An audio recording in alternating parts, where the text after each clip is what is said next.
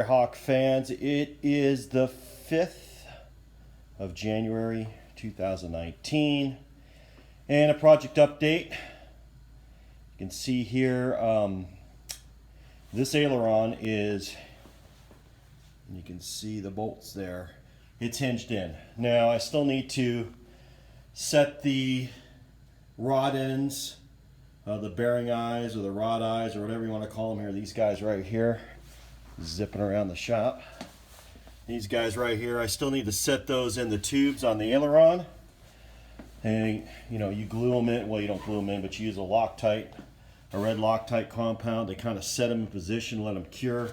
Then the whole thing comes apart and they get cross drilled and riveted. You can see like those are right there. But this, all the nut plates are in and it's effectively hinged. You can see over there the flap, she's a missing. That's because I am in the process of putting the hinges on the flap.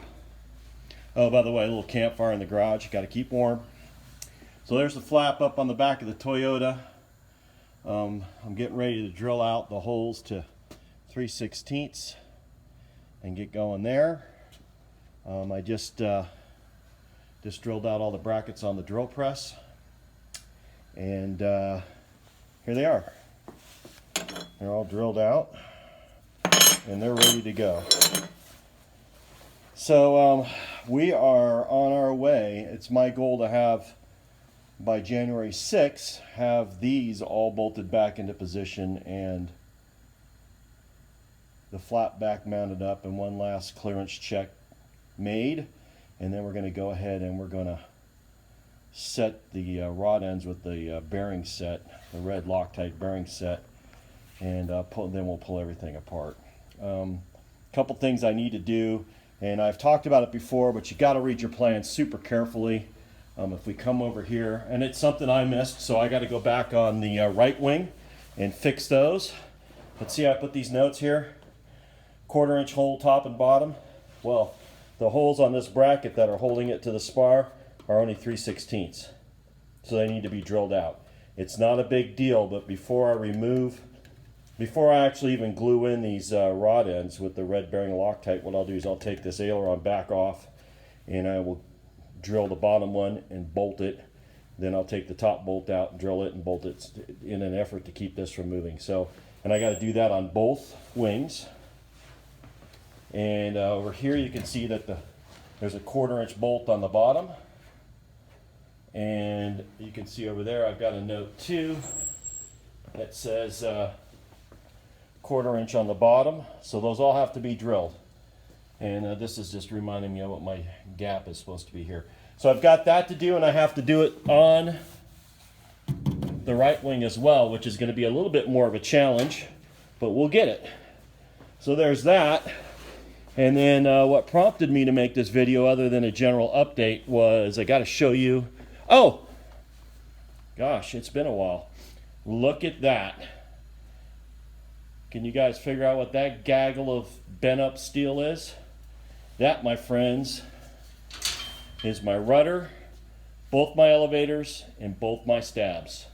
Right there, ready to bolt on the airplane. Now, this is a scratch build, effectively, but it isn't a scratch build. I'm going to say it's a hybrid build now, because when I did the math on getting the profiled ribs, buying the steel, going through the effort of making the bends, blah, blah, blah, fabricating the hinges, etc., and then welding them all up and hoping that they both came out the same. I mean, they would come out the same if I had to redo them multiple times. But all that effort and money, especially the money, and the precision I can get for about $250 more than it would cost for raw materials, it just didn't make any sense to me to fabricate my own. Figure out where I'm going to get the big lead weights for the tip, for the counterbalance, etc. So I went ahead and bought these from Mark Goldberg at AvaPro. Mark is a pro. He's a great resource for anyone who's building a Bearhawk. He knows these airplanes forwards and backwards and sideways. He can get you what you need. He works with people to help them be successful. Obviously, he sells complete kits, but for the scratch builder, he tries to help them out with parts here and there. And if there's something that you need to fabricate that you just don't have the access for the tools for, if you get a relationship going with Mark, he's the kind of guy that's going to help you out. So, big news is I've got elevator, stabs, rudder, 2 wings, and a fuselage. So, man, if I just had that little whirly thing up front, I'd have myself an airplane. Oh, and here's another thing I think I alluded to in another video, but we'll swing around here. It's going to be a long video, I guess. But up in this box right here, this Chewy.com box, that came from my buddy Mike Singari up in Redlands, California, or Santa Rosa, California, I should say. Not Redlands, because that's where Chad is. But he sent me this box, and in this box is every piece of avionics gear I need except for a transponder with ADSB out and a comm radio. But all my panel, it's all glass, it's Grand Rapids technology. He sent it down to me, he pulled it out of an airplane he was doing a retrofit on, and got the whole box for an exceedingly good price, which I will not mention here because I don't want people jumping off the buildings. But it's very, matter of fact, I haven't even paid for it at all. He says he won't take a dime until the airplane is flying. So that's my buddy Mike, lifelong friend, and a thumbs up to him. And now the thing that started me thinking I need to shoot a video is this little dude right here. Now, let me get my old Mac air drill. Just this guy right here. This drill right here is drilled a bazillion holes.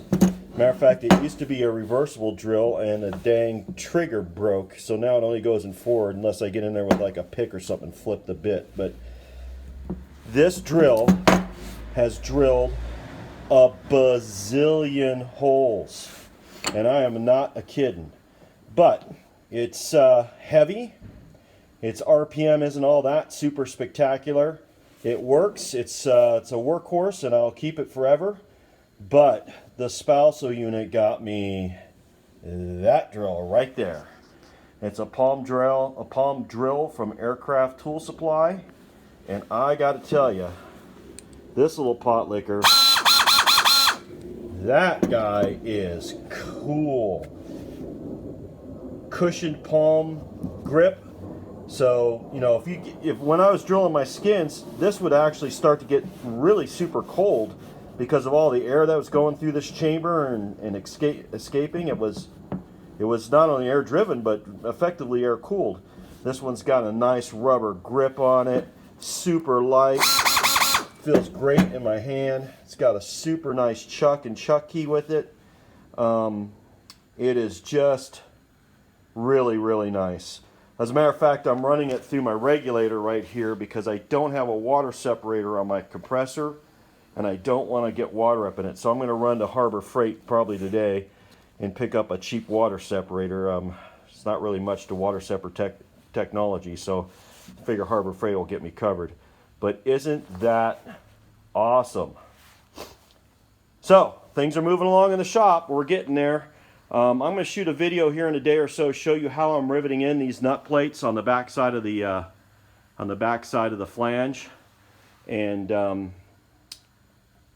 or on the back side of the flap, I should say, not the flange. Show you how I'm doing it by myself. Here's a collection of tools that I've been using to do that, tools and blocks and whatnot. But I've developed a method where I can do it by myself because I don't really have any help to get it done. So if I wait for help, it'll never get done. Anyways, that's the update from the shop. I know it's a long video. It's been a long time since I posted. I hope everyone's having a great new year. Hope everyone's got a project that they're working on. If you're building an airplane, it's a long uphill deal, but it'll be worth it when you get to the top. I'm here to tell you. We're getting close here. I'm to the point where I'm ordering lift struts for my wing and planning on what I'm doing with my wingtips. So we're on our way. And with that, I'm going to say, see you in the shop.